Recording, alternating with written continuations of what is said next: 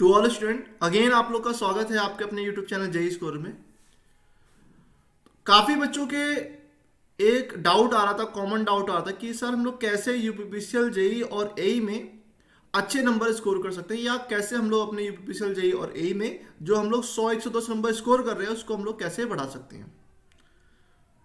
देखिए, अगर आपको मार्क्स बढ़ाने हैं और अगर मैं आपसे पूछूं कि क्या आप लोग मार्क्स ज़्यादा पढ़ाई करके बढ़ा सकते हैं, तो मैं कहूँगा बिल्कुल ही गलत जवाब है। अगर मैं आपसे कहूँ कि क्या आप लोग अपने मार्क्स किसी इंस्टीट्यूट को फॉलो करके बढ़ा सकते हैं, तो मैं फिर कहूँगा कि ये भी आंसर आप लोग का बिल्कुल ही गलत है। और या कहूँ कि हम लोग ज़्यादा किताबों को फॉलो करके हम लोग अपने मार्क्स को बढ़ा सकते हैं, तो भी मैं कहूँगा कि यार ये भी आप लोग का गलत जवाब है। देखिए, क्या होता है कि जब हम लोग कभी भी किसी भी एग्जाम की प्रिपरेशन करते हैं तो हमें अपना एक एक मिनट को यूटिलाइज करना चाहिए बहुत अच्छे तरीके से। अगर मैं आपसे कहूँ कि यार आप लोग को दिन भर पढ़ाई करनी चाहिए, तो आप लोग का एक जवाब ही यही रहेगा कि सर पढ़ते तो हैं सर दिन भर, फिर भी सिलेक्शन नहीं होता, क्या करें।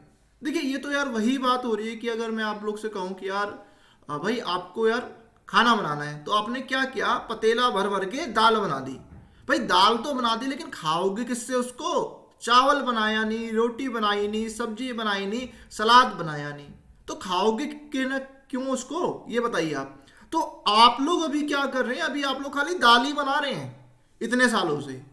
तो इसको आपको ओवरकम करना है, इन सब चीज़ों को ओवरकम करना है। तो उसके लिए जेई स्कोरर 90 डेज का एक चैलेंज लेके आ रहा है आप लोग के सामने, जिसमें हम लोग ये बताएंगे कि आप लोग को पढ़ाई कैसे करनी चाहिए। देखिए, जो पढ़ाई होती है, पढ़ाई जो होती है वो दो तरीके की पढ़ाई होती है। सुन लीजिए मेरी बात, अब 2 मिनट सुनिएगा। पढ़ाई आप लोग की हमेशा दो तरीके की पढ़ाई होती है। एक होती है जो आप लोग पढ़ रहे हैं,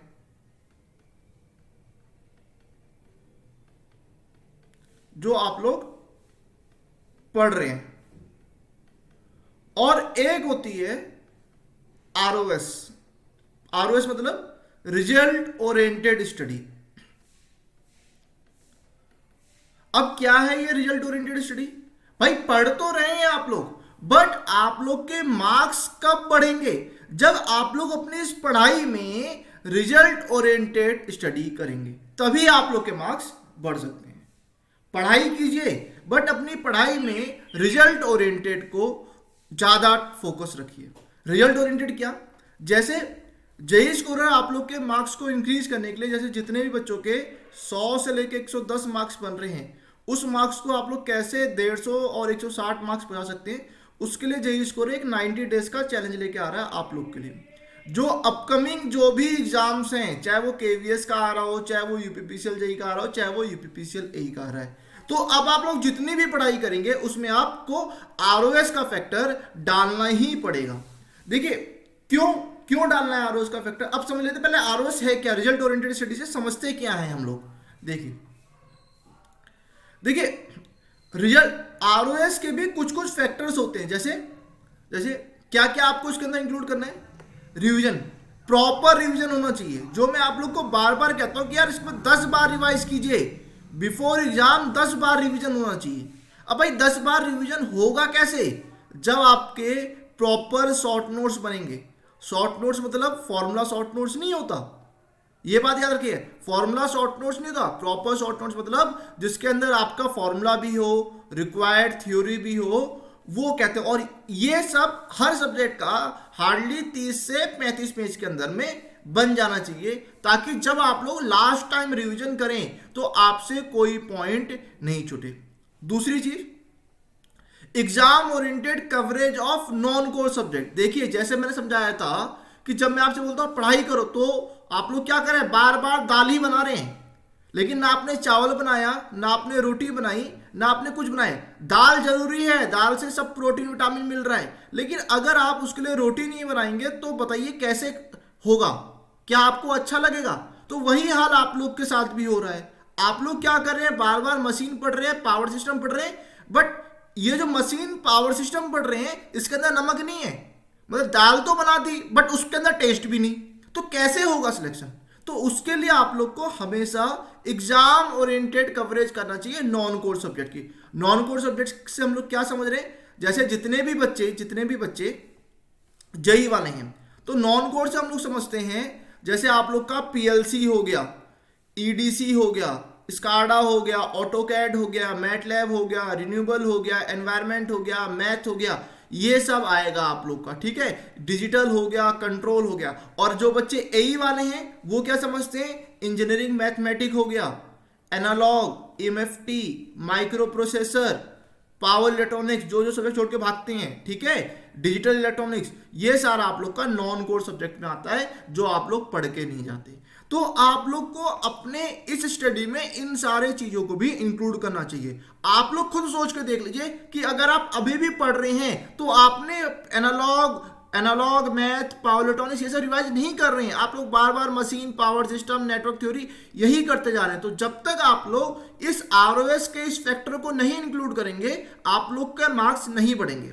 तीसरी सबसे बड़ी चीज, चलिए ठीक है सर, कुछ लोग पढ़ते भी हैं, लेकिन क्या आप लोग नए टाइप के क्वेश्चंस को फॉलो कर रहे हैं? जो नया ट्रेंड बना हुआ है एग्जाम में, क्या आप उसको फॉलो कर रहे हैं कि हमारी तैयारी वैसी हो रही है जैसे क्वेश्चंस आने वाले हैं? ये क्वेश्चंस आपको अपने आप से पूछना चाहिए हमेशा, हो रहा है कि नहीं हो रहा, ठीक है। नए टाइप के क्वेश्चन मतलब जैसे आप लोग ने मेजरमेंट पढ़ा, अब रेडिएशन पायरोमीटर आप लोग ने पढ़ा नहीं पढ़ा, बट वो पार्ट ऑफ सिलेबस है, लेकिन नहीं पढ़ा आप लोग ने। क्या आप लोग ने डायल पोटेंशियोमीटर पढ़ा? नहीं पढ़ा आप लोग ने। क्यों नहीं पढ़ा? क्योंकि अब तक क्वेश्चन नहीं आया और आप लोग का दिमाग ये कमांड कर रहा है, या जो आप लोग के टीचर्स हैं वो ये कमांड कर रहे हैं कि नहीं आ सकते हैं। तो इस चीज को आप लोग समझिए और नए टाइप के क्वेश्चंस को प्रैक्टिस करना स्टार्ट कीजिए। चौथी बात, आपको अपनी लिमिटेशन को एक्सीड करना है। अभी क्या है, आप लोग का सिलेक्शन हो नहीं हो, आप लोग अपने सेफ जोन में हैं। देखिए कुछ अंतर होता है, जिन बच्चों का सिलेक्शन होता है, जिन बच्चों को सिलेक्शन नहीं होता। क्या कि जिन बच्चों को सिलेक्शन हो रहा है वो अपनी लिमिटेशन को क्रॉस कर रहे हैं। किसी ने बोल दिया जी 8 घंटा सोना जरूरी है, 6 घंटा सोना जरूरी है, तो आप लोग 6 की जगह 10 घंटा सोएंगे। लेकिन बोला है कि अगर 12 घंटा पढ़ना तो 12 घंटा पढ़ेंगे नहीं आप लोग।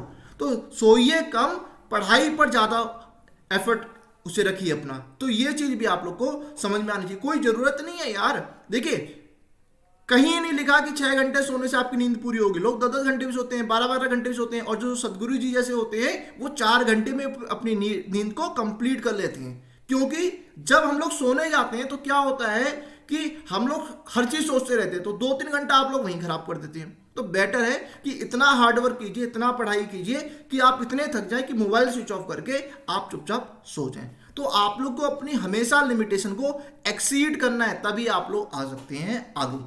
अगली चीज, मैं कितने लोगों से पूछूंगा कि क्या आप लोग अभी जीएस कवर कर रहे हैं? नहीं करेगा कोई भी। क्यों? क्योंकि जी अभी नोटिफिकेशन नहीं आया, जब नोटिफिकेशन आएगा तब कवर करेंगे। तो ये कैसे आप लोग का सिलेक्शन होगा बताइए? जो सलाद की रिक्वायरमेंट है, देखिए आपने दाल बना लिया, चावल बना लिया, रोटी बना दी, अब भैया बिना सलाद के क्या आपको पूरे नंबर मिलेंगे? बताइए जरा। बिना सलाद के क्या आपको पूरे नंबर मिलेंगे? नहीं मिलेंगे। तो इसलिए आपको जीएस का पोर्शन कवर करना है। और जीएस कोई आप पीसीएस के पेपर में नहीं बैठ रहे हैं, आपको एग्जाम ओरिएंटेड करना है। जो मैं क्लास में करवा रहा हूं उसके ऊपर आप लोग को ज्यादा फोकस करना है। अगली चीज, इतना काम कर लिया, क्या हम लोग एक बार हम लोग ने कर लिया तो क्या हम लोग इसके ऊपर एफर्ट कर सकते हैं? नहीं। देखिए जब तक हम लोग ये चीज बार बार नहीं बनाएंगे, जब तक हमें कॉन्फिडेंस नहीं आया कि यार हमने फटाफट दाल बना दी, चावल बना दिया, रोटी बना दी, सलाद बना दिया और सबका टेस्ट बराबर है, तब तक हमें कॉन्फिडेंस नहीं मिलेगा कि जो हमने तैयारी कर रखी वो अच्छी तैयारी कर रखी। तो खाली कॉन्फिडेंस गेन करने के लिए रिपीट क्वेश्चन नहीं आएगा। कोई जरूरी नहीं है कि एग्जाम में आपसे बोल रहा है दाल बनाने के लिए, एग्जाम में हो सकता है आपसे बोल दिया भैया दाल बना दो मसूरी टाइप की, तो नहीं बनेगी ना। तो उसके लिए क्या करना पड़ेगा आपको? प्रीवियस ईयर क्वेश्चंस को प्रैक्टिस करना पड़ेगा। जो चीज आप ये पढ़ रहे हैं, आप देखिए क्या हम लोग इन चीजों को इंक्लूड करके प्रीवियस ईयर क्वेश्चंस को सॉल्व कर पा रहे हैं। बट अगेन कह रहा हूं ये एग्जाम में नहीं रिपीट हो रहे हैं आजकल, ठीक है। क्या पर्पस है कि आपका कॉन्फिडेंस बिल्डअप होना चाहिए और टेस्ट सीरीज लगानी है। टेस्ट सीरीज किसकी लगानी है अभी बताऊंगा आपको। तो आई होप आप लोग को आरओएस फैक्टर समझ में आ गया होगा कि हमें कैसे अपनी 90 डेज के जो चैलेंज होगा, जो हम पढ़ाई कर रहे हैं, उसमें कैसे हमें आरओएस फैक्टर को डालना है। ये 6 फैक्टर हैं। अगर आप लोग 90 दिन इन 6 फैक्टर को इंक्लूड करते हैं, अपने आप से क्वेश्चन पूछते हैं कि क्या जो सुभाष सर ने डायरेक्शन दे रखी है क्या हम लोग वैसे पढ़ाई कर रहे हैं, तो बिलीव मानिए कि आप लोग का रिजल्ट बहुत जल्दी आने वाला है। अब हम लोग आगे देखते हैं कि ये 90 डेज चैलेंज क्या करेंगे हम लोग। 90 डेज चैलेंज देखिए, अगर आप लोग को सही से दिख रहा है, देखिए 90 डेज चैलेंज में हम लोग क्या क्या सोच रहे हैं, क्या क्या करना है। देखिए आप लोग को सबसे पहले डेली रिवीजन करना है 2 सब्जेक्ट का। मीन्स सपोज कीजिए आपने एक सब्जेक्ट लिया, अब ये आप लोग को डिसाइड करना है, कोई किसी का वर्किंग प्रोफाइल है, किसी का स्टूडेंट प्रोफाइल है, कोई बीटेक कर रहा है, कोई जॉब कर रहा है, ठीक है। तो ये सब आप लोग को डिसाइड करना है कैसे करेंगे। डेली रिवीजन करना है 2 सब्जेक्ट का। सपोज कीजिए आपने एक सब्जेक्ट ले लिया मशीन और इसके पैरेलल में आसान सब्जेक्ट ले लिया डिजिटल इलेक्ट्रॉनिक्स, ठीक है। तो सपोज कीजिए मशीन में आप रिवाइज कर रहे हैं ट्रांसफॉर्मर, मशीन में आप लोग रिवाइज कर रहे हैं ट्रांसफॉर्मर, ठीक है। यहां पे आप लोगों ने थ्योरी रिवाइज की और इसके न्यूमेरिकल्स वगैरह प्रैक्टिस की, ठीक है। और डिजिटल इलेक्ट्रॉनिक्स में आप लोगों ने क्या किया, चलो हम लोग बोला कि हम लोग लॉजिक गेट हम लोग ने रिवाइज किया पहले में, ठीक है भाई। ये तो रिवाइज किया, इसके अंदर आपने लोगों ने थ्योरी डाली। अब थ्योरी हम लोग रिवाइज कर रहे हैं, अगली चीज क्या होगी, इसके जो क्वेश्चंस प्रैक्टिस होंगे, जैसे सपोज कि आपने मंडे को किया तो इसके क्वेश्चंस आप लोग प्रैक्टिस करेंगे ट्यूसडे को, क्योंकि जो आपके अंदर दिक्कत होती है, जो आप लोग भूल जाते हैं बार बार, वो आप लोग को याद रहेगा। क्योंकि कभी कभी क्या होता है कि आप लोग सेम डे में थ्योरी पढ़ते हैं, सेम डे में आप लोग न्यूमेरिकल करते हैं, सॉल्व हो जाता है, लेकिन अगर आप लोग अगले दिन करने की कोशिश करते हैं तो आप भूल जाते हैं। तो ऐसे आपको मशीन में ट्रांसफॉर्मर कर लिया, डीसी कर लिया, लॉजिक गेट कर लिया और फ्लिप फ्लॉप वाला टॉपिक इसमें आप लोगों ने कर लिया। तो ऐसे करके आपको डेली करना है। दूसरी चीज, इसके लिए या तो आप लोग अपने आप से कर सकते हैं, जो आप लोग नोट्स बना रखें, या जो भी बच्चे OCMTQ बैच का हिस्सा हैं, जितना मैंने करवा दिया है उतना मोर देन सफिशिएंट है, उसी के नोट्स को आप रिवाइज कीजिए। और जो आप लोगों ने त्रिशूल एडवांस की बुक ले रखी है और उसी को आप लोग प्रैक्टिस कीजिए टॉपिक वाइज, राइट। दूसरा होता है daily revision of new type of questions.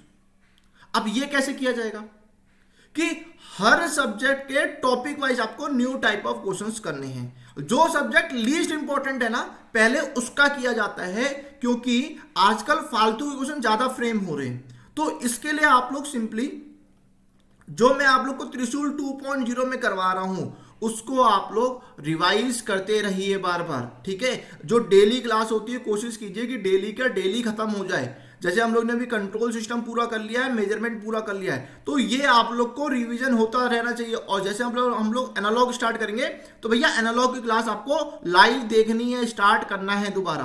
और जो भी बच्चे त्रिशूल 2.0 का हिस्सा नहीं है, कोई जरूरत नहीं है कि आप त्रिशूल 2.0 को बने, तभी आप लोग अपनी तरफ से भी एफर्ट करके नए टाइप के क्वेश्चंस को कर सकते हैं, या जो मेरी यूट्यूब पे सीरीज चल रही है उनको आप लोग कर सकते हैं। तीसरा सबसे चीज क्या करना है, आप लोग को डेली कवर करना है जीएस का टॉपिक वाइज। इसके लिए सिंपल मेथड है, जो मेरी 10 मिनट वाली सीरीज चल रही है उसको कर लीजिए, और जो मेरा जेईई स्कोर की ऐप पे जो वीडियोस अपलोड हो रखी है उनको आप लोग टॉपिक वाइज कर लीजिए। जैसे अगर 2 घंटे की वीडियोस है तो उसको हाफ आवर का डिवाइड कर लीजिए और हाफ आवर के नोट्स बना लीजिए और उसको रिवाइज कर लीजिए। इन 3 को करने के बाद आपका हर हफ्ते जेईई स्कोर की ऐप के ऊपर टेस्ट होगा।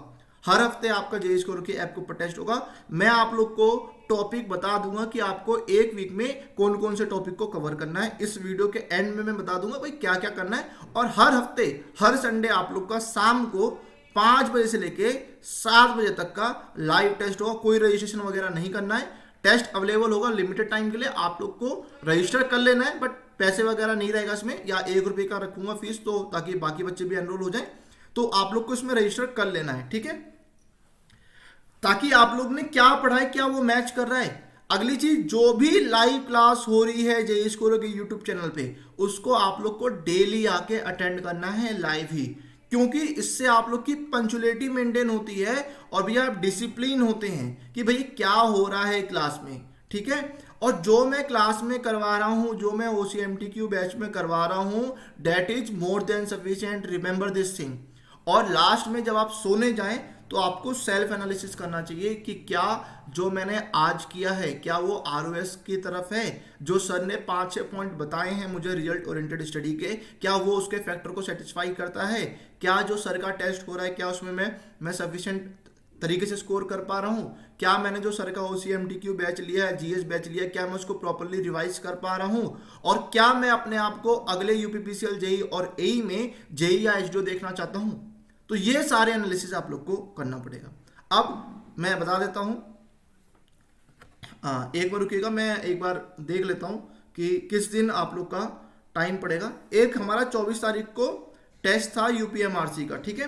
तो 24 तारीख का आप लोग 24/12/2022 का एक यूपीएमआरसी का टेस्ट है, ऐप पर अपलोड है, आप लोग रजिस्ट्रेशन कर लीजिएगा। उसके बाद आप लोग का एक टेस्ट होगा 31 तारीख को, 31/12/2022 को। इसके अंदर टॉपिक सुन लीजिए कौन कौन सा होगा। मशीन पूरा होगा और आप लोग को पावर इलेक्ट्रॉनिक्स नहीं, ज़्यादा हो जाएगा आप लोग के लिए, मशीन प्लस डिजिटल इलेक्ट्रॉनिक्स आप लोग का सिलेबस होगा। पर्पस क्या है? पर्पस है यूपीपीसीएल जेई के लिए अलग होगा टेस्ट और यूपीपीसीएल एई के लिए अलग होगा, दोनों का लेवल डिफरेंट होगा। तो आप लोग प्रिपरेशन कीजिए मशीन प्लस डिजिटल इलेक्ट्रॉनिक्स के लिए, यूपीपीसीएल जेई के लिए और यूपीपीसीएल एई के लिए, और तैयार रहिए 31/12/2022 के लिए। इसके अलावा आप लोगों को कुछ भी नहीं करना। और जितने भी बच्चों का डाउट था कि सर कैसे हम लोग OCMTQ बैच को ज्वाइन कर सकते हैं, मैं आप लोग इतना फ़ोन करते हैं मैं उठा नहीं पाता हूँ, तो इस वीडियो में ही सुन लीजिए।